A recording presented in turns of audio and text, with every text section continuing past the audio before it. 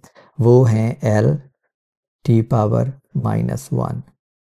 Okay, right hand side पे again हमारे पास velocity है, तो इसके डायमेंशंस भी हैं एल टी पावर -1। और जो राइट हैंड साइड पे दूसरी टर्म है उसमें पहली हमारे पास क्वांटिटी है एक्सेलरेशन, जिसकी डायमेंशन हम ऊपर कैलकुलेट कर चुके हैं और ये होते हैं एल टी पावर -2। दूसरी क्वांटिटी जो है वो टाइम है और टाइम के डायमेंशन हमारे पास होते हैं टाइम। ओके, तो अब अगर हम इसको नेक्स्ट स्टेप में लिखते हैं, let me quickly copy it, तो ये हमारे पास बन जाएगा, इसको मैं कॉपी करता हूँ और ये हमारे पास बन जाएगा जो दूसरी टर्म है L T power -2 multiplied by T, तो ये रह जाएगा हमारे पास एल टी पावर -1। और अब आप देखें कि हमारे पास ये तीनों जो क्वांटिटीज़ हैं, ये वाली क्वांटिटी, ये वाली क्वांटिटी और ये वाली क्वांटिटी, इनकी अगर आप डायमेंशंस चेक करें तो ये सारे के सारे जो हैं ये वेलोसिटी की डायमेंशंस हैं। इसका मतलब है कि ये हमारी जो इक्वेशन है इट्स डायमेंशनली करेक्ट, और इसी को कहते हैं checking the homogeneity of an equation के आप डायमेंशनल एनालिसिस को या डायमेंशंस को यूज़ करके ये देख सकते हैं कि जो आपने कोई इक्वेशन लिखी हुई है वो सही है या नहीं है। सही होने की रिक्वायरमेंट ये है कि जो क्वांटिटी हमारे पास इक्वेशन की लेफ़्ट हैंड साइड पे है, इक्वेशन की राइट हैंड साइड की हर टर्म में वही क्वांटिटी होनी चाहिए। तो यहाँ पे हमारे पास इक्वेशन की लेफ़्ट हैंड साइड पे वेलोसिटी थी, तो यहाँ पे हमारे पास इक्वेशन की राइट हैंड साइड में भी हर टर्म जो है वो वेलोसिटी को ही रिप्रेजेंट कर रही है। This was one example. Let's take an example जो आपकी बुक के अंदर है। तो जो ये एग्जांपल 1.4 है जो आपकी बुक के अंदर है, लेट मी नेम इट। और ये एग्जांपल ये कहती है कि आपके पास ये फार्मूला दिया हुआ है, ये वेलोसिटी का फार्मूला है किसी भी वेव की, और हमें ये चेक करना है कि क्या ये फार्मूला सही है या नहीं है। विच अगेन मीन कि जैसा मैंने अभी आपको ये वाला बताया कि आपने ये चेक करना है कि जो डायमेंशंस हमारे पास लेफ़्ट हैंड साइड पे हैं वही डायमेंशंस राइट हैंड साइड पे आती हैं या नहीं आती, ये हमने चेक करना है। ये वाला जो फार्मूला है ना, ये फार्मूला आप फर्स्ट ईयर में ही आगे चल के पढ़ेंगे, गालबन 8वें चैप्टर में। ये फार्मूला ये बताता है कि किसी भी वेव की स्पीड क्या होती है जब वो स्ट्रिंग में प्रोड्यूस होती है। तो ये जो F है ना, ये टेंशन है उस स्ट्रिंग के अंदर, जो L है उस स्ट्रिंग की लेंथ है, और जो M है ना उस स्ट्रिंग की मास है। ये आप डिटेल में पढ़ेंगे आगे चल के 7वें या 8वें चैप्टर में, लेकिन फ़िलहाल सिर्फ हम ये चेक करते हैं कि क्या ये फार्मूला सही है या नहीं है।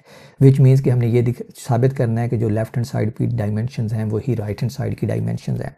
तो लेफ़्ट हैंड साइड पे हमारे पास वेलोसिटी है, और वेलोसिटी की डायमेंशंस जो हैं वो L⁻⁻1 होती हैं। हम ये देख आए हैं, पहले प्रूफ कर आए हैं, तो मैं अब इसको कंसिस्टेंट साबित करने वाला हूँ। तो कि लेफ़्ट हैंड साइड पे L⁻⁻1 आ जाएंगी।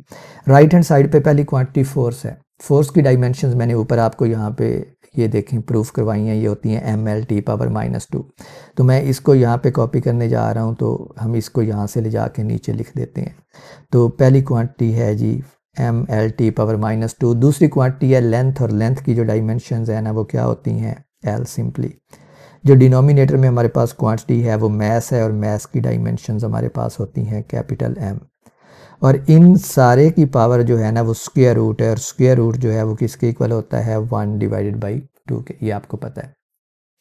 तो अब हम इनको सिंप्लीफाई कर सकते हैं, और सिंप्लीफाई अगर मैं राइट हैंड साइड को करता हूँ तो आप देखें कि हमारे पास जो मास है ऊपर और मास है नीचे, डिनोमिनेटर में और न्यूमरेटर में, ये मैसेज जो हैं ये कैंसिल आउट हो जाएंगी। Let me do this.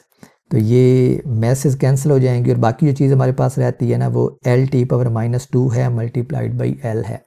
तो बाकी हमारे पास रह जाएगा L², और ये सिर्फ न्यूमरेटर में रह जाएगा L²T⁻², और इस होल की पावर है ये डायमेंशंस के अंदर आएगा, और इस होल की पावर है 1/2। ओके, और लेफ़्ट साइड पे हमारे पास है L⁻⁻1। तो अब हम देख सकते हैं कि लेफ़्ट साइड जो है वो L⁻⁻1 है, और राइट साइड जो है L² पावर 1/2, यानी आप ये जो ऊपर 1/2 वाली पावर है इसको यूँ लिख सकते हैं L² मल्टीप्लाइड बाई 1/2, जो उसकी पावर है ये आ जाएगी डायमेंशंस में, multiplied by T⁻⁻2 multiplied by 1/2, और ये आ जाएगी इसकी डायमेंशंस में। और आप देख सकते हैं कि ये हमारे पास सिंपली पहली टर्म जो है वो L बचती है, दूसरी टर्म जो है वो T⁻⁻1 बचता है, 2 कैंसल्स आउट हो जाएंगे, और हमारे पास लेफ़्ट हैंड साइड जो है वो राइट हैंड साइड के बराबर आ गई है। इसका मतलब है कि ये जो फार्मूला है ये डायमेंशनली करेक्ट है, ये डायमेंशनली कंसिस्टेंट है। तो इसका मतलब है कि ये जो वेलोसिटी का फार्मूला है किसी भी वेव के लिए स्ट्रिंग के ऊपर, ये सही फार्मूला है। That's how you check it. This was the first example. अच्छा, हम एक और एग्जांपल लेते हैं, और ये था कि आपने ये देखना है कि कोई इक्वेशन कंसिस्टेंट है या नहीं है, या कोई फार्मूला कंसिस्टेंट है या नहीं है, यानी ठीक है या नहीं है। हम फार्मूला डिराइव भी कर सकते हैं डायमेंशनल एनालिसिस को यूज़ करने के लिए, और हम देखेंगे कि हम बिल्कुल सही तो डिराइव नहीं कर सकते, कुछ उसके अंदर कमियां हैं, लेकिन फिर भी सारी जो फिज़िकल क्वांटिटीज़ हैं ना उनकी हम डिपेंडेंस सही तौर पे देख सकते हैं, एंड दिस इज़ इम्पोर्टेंट।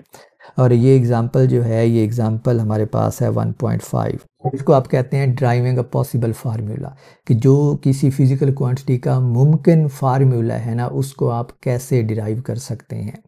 और ये आपकी बुक के अंदर एग्जांपल 1.5 है। मैंने अभी आपको बताया सिंपल पेंडुलम का, कि सिंपल पेंडुलम हमारे पास एक ऐसी डिवाइस है जो कुछ इस तरह होता है कि उसकी कुछ मैस होती है, उस मैस को आप किसी स्ट्रिंग के साथ अटैच कर देते हैं। So this is mass, this is length of the string.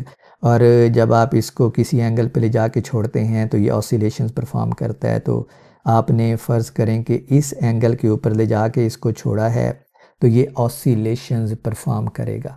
Okay, तो इधर से आप डायमेंशनल एनालिसिस को यूज़ करके इसका फार्मूला ड्राइव कर सकते हैं। फार्मूला कैसे ड्राइव कर सकते हैं, ये तरीकाकार हमने यहाँ पे समझना है इस एग्जांपल में। तो हम टाइम पीरियड का फार्मूला ड्राइव करना चाहते हैं। तो हम ये देखना चाहते हैं, इस फार्मूला को ड्राइव करने के लिए ये देखना चाहते हैं कि इस सिस्टम के अंदर कौन कौन सी फिजिकल क्वांटिटीज़ इन्वॉल्वड हैं। तो आप देख सकते हैं कि हमारे पास मैस इन्वॉल्वड है, हमारे पास लेंथ इन्वॉल्वड है, हमारे पास थीटा इन्वॉल्वड है। थीटा जो है इसको एंगुलर डिस्प्लेसमेंट कहते हैं, ये आप 5वें चैप्टर में पढ़ेंगे। और इसके अलावा चूँकि ये सिस्टम जो है ये बंधा हुआ है किसी सपोर्ट के साथ, यहाँ पे ये वाली हमारे पास कोई सपोर्ट है, इसको आप यूँ कह लें कि जैसे ये किसी छत के साथ बंधा हुआ है। चलिए मैं इसको यूँ दिखा देता हूँ कि ये छत के साथ बंधा हुआ है। तो ज़मीन जो है इसके ऊपर कुछ फोर्स भी लगाती है, तो इसका मतलब है कि इसके ऊपर कुछ फोर्स भी लग रही है और वो फोर्स जो है वो ग्रेविटी की वजह से है। तो हमारे पास जी के ऊपर भी इसकी डिपेंडेंस है। तो 4 क्वांटिटीज़ हैं जिनकी डिपेंडेंस टाइम पीरियड की, जिनके ऊपर डिपेंडेंस है। तो मैं उन 4 क्वांटिटीज़ को अब एक तरीक़ेकार में लिखने जा रहा हूँ। वो तरीक़ाकार ये है कि हम ये कह रहे हैं कि टाइम पीरियड जो है ये प्रोपोर्शनल हो सकता है मैस के। ओके, टाइम पीरियड जो है ये प्रोपोर्शनल हो सकता है लेंथ के, टाइम पीरियड जो है ये प्रोपोर्शनल हो सकता है थीटा के, और फाइनली टाइम पीरियड जो है ये प्रोपोर्शनल हो सकता है जी के। अच्छा, इनमें और भी क्वांटिटीज़ आप ऐड कर सकते हैं। इसकी खूबसूरती ये है कि आप अपनी मर्ज़ी से, अगर आपको लगता है कि इन 4 के अलावा कोई और भी क्वांटिटी है जिसके ऊपर टाइम पीरियड डिपेंड कर सकता है, बज़ाहिर इस केस में नहीं करता because we have possibly included all the quantities, लेकिन अगर आप और भी इंक्लूड करें तो आप देखेंगे कि वो आपके जब फार्मूला आप ड्राइव करेंगे ये डायमेंशनल एनालिसिस को यूज़ करके, तो वो क्वांटिटी ऑटोमेटिकली गायब हो जाएंगी हमारे फार्मूला से फाइनली। अच्छा, जो प्रोसीजर है ना वो ये है कि हम सारी क्वांटिटीज़ जिनके ऊपर डिपेंडेंस हो सकती है टाइम पीरियड की, उनको पावर्स की फॉर्म में लिखते हैं। यानी यहाँ पे हम लिखेंगे m power a, l power b, theta power c और g पावर d। और हमारा तरीकाकार ये होता है कि हम डायमेंशनल एनालिसिस को यूज़ करके a, b, c और d की वैल्यूज़ फाइंड करें। तो यहाँ पे इन चारों इक्वेशंस को अगर मैं कंबाइन करता हूँ तो कंबाइंड फॉर्म में इनको मैं यूँ लिख सकता हूँ कि जो टाइम पीरियड है ना, it's proportional to m power a, l power b, theta power c and g power d। और मैं a, b, c और d की वैल्यूज़ फाइंड करना चाहता हूँ डायमेंशनल एनालिसिस को यूज़ करके। आप एक और स्टेप में इसी इक्वेशन को यूँ भी लिख सकते हैं, कॉपी पेस्ट, और आप यहाँ पे इक्वालिटी साइन ख़त्म करके उसकी जगह पे कोई कांस्टेंट ऑफ प्रोपोर्शनैलिटी भी लगा सकते हैं अगर आप चाहें तो मैं यहाँ पे वो कांस्टेंट ऑफ प्रोपोर्शनैलिटी को के कहने वाला हूँ। ओके, अब इस इक्वेशन को हम यूज़ करते हैं, यानी इसके ऊपर डायमेंशनल एनालिसिस अप्लाई करते हैं और देखते हैं कि हमारे पास क्या सूरत हाल बनती है। डायमेंशनल एनालिसिस अप्लाई करने का मतलब है कि हम हर क्वांटिटी की डायमेंशंस लिखेंगे। तो लेफ़्ट साइड पे हमारे पास टाइम है, तो टाइम की डायमेंशंस जो हैं वो सिर्फ t होती हैं, लेफ़्ट पे ये आ जाएगा। राइट पे k जो है वो कांस्टेंट है, इसकी कोई डायमेंशंस नहीं होती। फिर m जो है वो मैस है और उसकी डायमेंशंस कैपिटल M होती हैं, तो ये हमारे पास कैपिटल M और इसकी पावर जो है वो a है। फिर हमारे पास लेंथ है, इसकी डायमेंशंस L होती हैं और इसकी पावर हमारे पास p आ गई। तीसरे नंबर पे हमारे पास थीटा है। थीटा अगर आपको अब याद हो 9th की मैथ से, तो थीटा आप देखें तो इस वाली डायग्राम में अगर ये एंगल थीटा है तो इसको आप आर्क लेंथ कहते होते थे s। ओके, और अब अगर आप इसके ऊपर देखते हैं ये जो आर्क हमारे पास बन रही है, तो इस फार्मूला को आपको याद है आप लिखते होते थे s equals r theta. So let me right it here, इसको आप लिखते होते थे s equals r times theta. Okay. और यहाँ से अगर आप थीटा का फार्मूला कैलकुलेट करते हैं तो ये हमारे पास आता है s डिवाइड बाई आर। और अगर आप थीटा की डायमेंशंस कैलकुलेट करते हैं तो हमारे पास जो s की डायमेंशंस होती हैं वो लेंथ है, तो s की डायमेंशंस भी लेंथ हैं और r की डायमेंशंस भी लेंथ हैं। तो ये लेंथ डिवाइडेड बाई लेंथ दरअसल हमारे पास 0 आता है। ओके, तो थीटा जो है उसको आप यहाँ पे सिंपली 0 पावर c लिख सकते हैं या फिर लेंथ पावर -1 लिख सकते हैं। आपकी बुक के अंदर इसको लेंथ पावर -1 लिखा हुआ है, तो आप इसको ऐसे ही लिख सकते हैं, ये इसकी पावर c आ गई। और फाइनली हमारे पास g है, g एक्सेलरेशन है और एक्सेलरेशन की डायमेंशंस हमने अभी कैलकुलेट की हैं, ये होती हैं lt पावर -2 और इसकी पावर d आ गई। That's it, this was the main step in this process. तो नेक्स्ट स्टेप में आपने क्या करना है, सिमिलर क्वांटिटीज़ को करना है कंपेयर, यानी जितनी लेंथ लेफ़्ट साइड पे है उसको जो राइट साइड पे लेंथ है उससे कंपेयर करना है, जो मैथ लेफ़्ट साइड पे है उसी को आपने राइट साइड पे कंपेयर करना है एंड सिमिलरली। ओके, तो अगर आप देखें तो इस फार्मूला में हमारे पास सबसे पहले अगर हम t को कंपेयर करें तो हमारे पास t है लेफ़्ट साइड पे, और राइट साइड पे अगर हम देखें तो हमारे पास सिर्फ इस फार्मूला में t है। ओके, और ये t पावर -2 और उसकी पावर d है, तो ये t पावर -2d है। तो इस स्टेप में हमारे पास जो t है वो किसके इक्वल आएगा, t पावर -2d के। और लेफ़्ट साइड पे देखें तो t की कोई पावर नहीं है, जिसका मतलब होता है कि t की पावर 1 है हमारे पास। और यहाँ से हमारे पास अगर आप देखें तो अगर बेस इक्वल है किसी क्वांटिटी की तो उनकी पावर्स भी इक्वल होनी चाहिए। तो इसका मतलब है कि अगर हमारे पास यहाँ पे बेस जो है वो t है तो इसका मतलब है इनकी पावर्स भी बराबर होनी चाहिए। तो जो -2d है वो किसके इक्वल आना चाहिए, 1 के। तो -2d हमारे पास इक्वल आना चाहिए 1 के, और यहाँ से आप d की वैल्यू फाइंड करते हैं -1/2। तो हमारा जो सारा पर्पज़ है ना ये करने का एनालिसिस, वो ये है कि हम a, b, c और d की वैल्यूज़ फाइंड कर सकें। तो हमने d की वैल्यू फाइंड कर ली है t को कंपेयर करके। और कौन सी फिजिकल क्वांटिटीज़ हैं हमारे पास, और हमारे पास है जी मैस। ओके, तो हम देखते हैं कि राइट हैंड साइड पे हमारे पास सिर्फ ये एक मैस है और उसकी पावर m है, और लेफ्ट हैंड साइड पे हमारे पास कोई मैस नहीं है। या ओके, कोई मैस नहीं है, या दूसरे अल्फाज में आप यूँ कह लें कि t के साथ ये वाला t के साथ, let me use a different colour, यूँ कह लें कि ये जो t है ना इसके साथ हमारे पास मैस पावर 0 है। मैस पावर 0 का मतलब यही है कि किसी भी चीज़ की जब पावर 0 होती है तो वो 1 के बराबर होता है। तो यहाँ पे 1 तो है ही है ना, तो इसको हम m पावर 0 लिख सकते हैं। तो इसका मतलब ये है कि जब आप मैस को कंपेयर करेंगे तो ये हमारे पास बनेगा mass power 0 equals right side पे हमारे पास क्या है, मैस पावर a। हाँ, इसको पावर को आप अंदर लिख लें चाहें तो, ये मैस पावर a है और इधर भी आप पावर को अंदर लिख लें। अगेन वही तरीका यूज़ करें कि बेसिस जो हैं वो m के बराबर हैं, तो हमारे पास पावर्स भी बराबर होनी चाहिए। तो इसका मतलब है कि हमारे पास जो a है वो किसके इक्वल है, 0 के। तो ये हमारे पास a की वैल्यू भी आ गई है। अब हमारे पास सिर्फ b और c रह गए हैं, तो उसको भी हम कैलकुलेट कर सकते हैं कंपेयर करके। अब हम लेंथ की डायमेंशंस कंपेयर करते हैं, जो हमारे पास लास्ट क्वांटिटी है। तो लेंथ की डायमेंशंस को भी लेफ्ट हैंड साइड पे कोई लेंथ नहीं है तो उसको हम l पावर 0 लिख सकते हैं। और राइट हैंड साइड पे अगर आप देखें तो लेंथ की यहाँ पे पावर है हमारे पास b, यहाँ पे पावर है हमारे पास c, और यहाँ पे हमारे पास पावर है इसकी d। तो लेंथ की ये सारी पावर्स आप लिखेंगे तो ये बनेगा b plus c minus c plus d, और ये सारी हमारी लेंथ की डायमेंशंस है। अगेन जब बेस इक्वल है तो पावर भी इक्वल होनी चाहिए, विच मीन्स कि b plus c minus c plus d जो है ये सारे 0 के इक्वल होनी चाहिए। तो यहाँ पे आप देख सकते हैं कि c जो है वो c से कैंसल आउट हो जाता है, और हमारे पास जो b है वो माइनस d के इक्वल आता है। और d को हम यहाँ पे कैलकुलेट कर चुके हैं, दिस इज़ -1/2। तो ये d की वैल्यू पुट करेंगे तो b जो है हमारे पास वो +1/2 आ जाएगा। तो यहाँ पे हम b की वैल्यू भी कैलकुलेट कर सकते हैं, कर लिया है हमने। अब हमारे पास सिर्फ एक क्वांटिटी रह गई है c, और आपको मैंने पहले ही बता दिया था कि c जो है वो चूँकि थीटा की पावर थी यहाँ पे इस फार्मूला में, जहाँ पे मैंने थीटा की डायमेंशंस कैलकुलेट की थी। तो c जो है वो हमारे पास थीटा की पावर है, let me right it here, वो थीटा की पावर है। और आप देख रहे हैं कि इधर हमारे पास जो थीटा है वो कैंसिल हो जाता है और लेंथ की पावर जो है वो 1 आती है।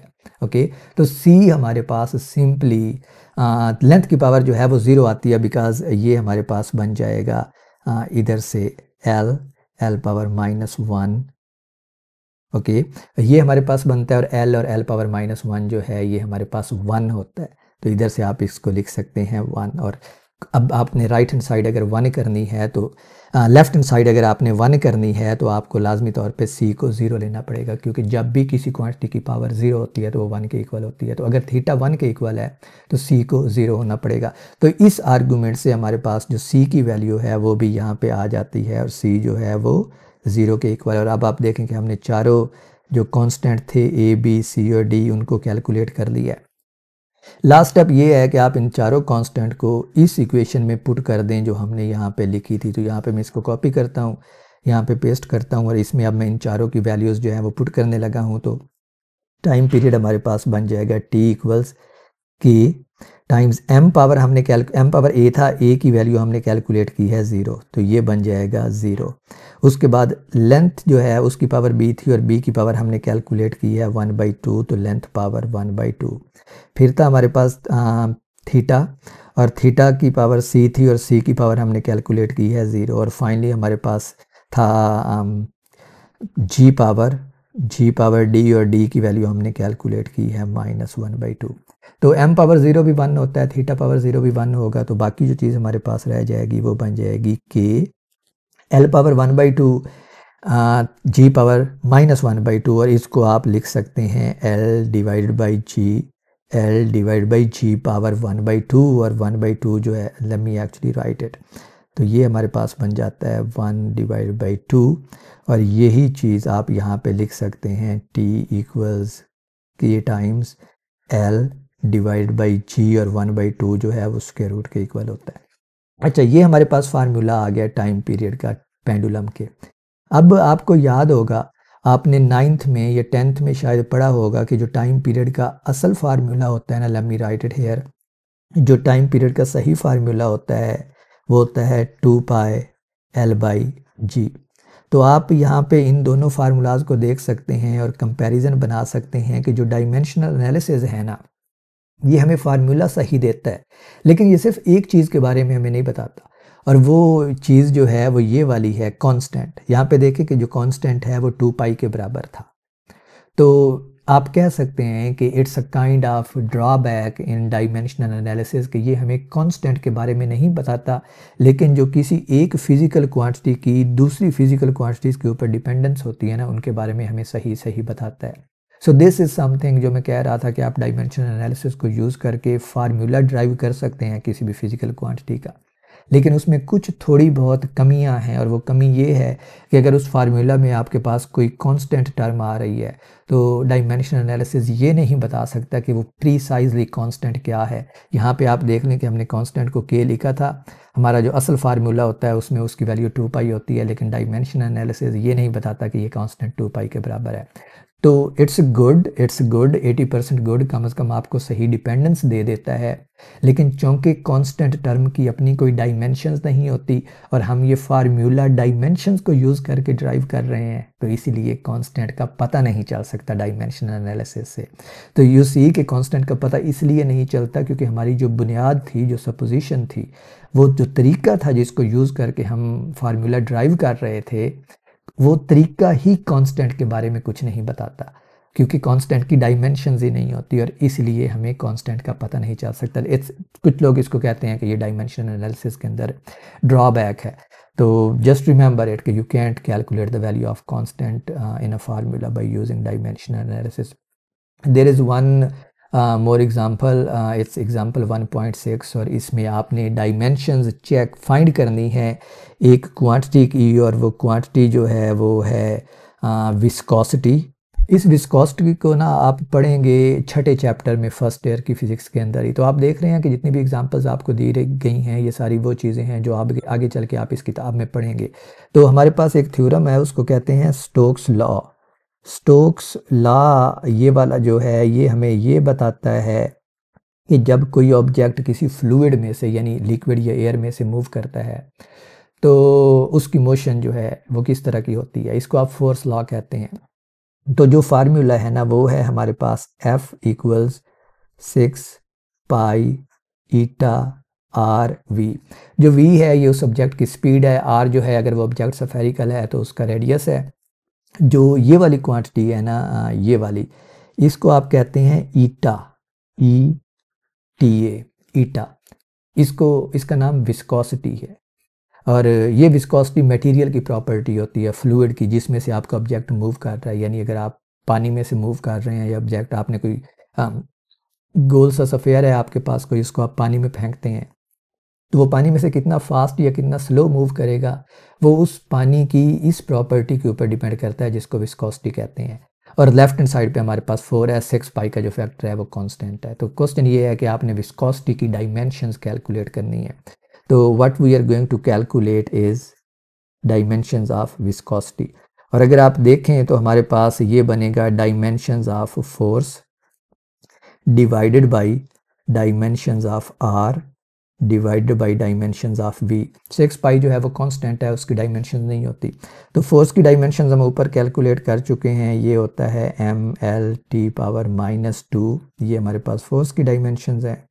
जो आर है वो लेंथ है तो उसकी डायमेंशंस एल बनेंगी, और जो वेलोसिटी है उसकी डायमेंशंस हम कैलकुलेट करके आए हैं, एल टी पावर -2 होता है।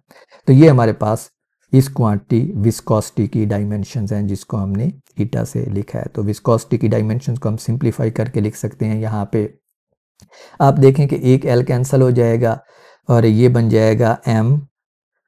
एक एल न्यूमरेटर और डिनोमिनेटर में कैंसिल हो जाएगा, दूसरा एल रह गया है जिसकी पावर ऊपर जाके -1 बनेगी। और फाइनली हमारे पास टी जो है वो भी नीचे -2 है और ऊपर जाके जो टी है वो +2 हो जाएगा। तो हमारे पास यहाँ पे ओके सॉरी, ये जो वेलोसिटी है डिनोमिनेटर में इसकी डायमेंशंस जो हैं ये एल टी पावर -1 होती हैं। तो यहाँ पे हमारे पास एल पावर -1 और T power -1। Let me do it explicitly for you.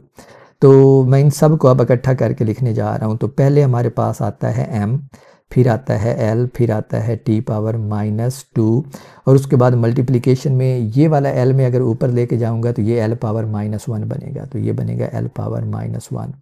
इस वाले l को ऊपर लेके जाऊंगा तो ये भी l पावर -1 बनेगा, और फिर t को ऊपर लेके जाऊंगा तो ये t पावर +1 बनेगा। तो ये हमारे पास टोटल आती है विस्कोसिटी की डायमेंशन विदाउट सिंप्लीफिकेशन।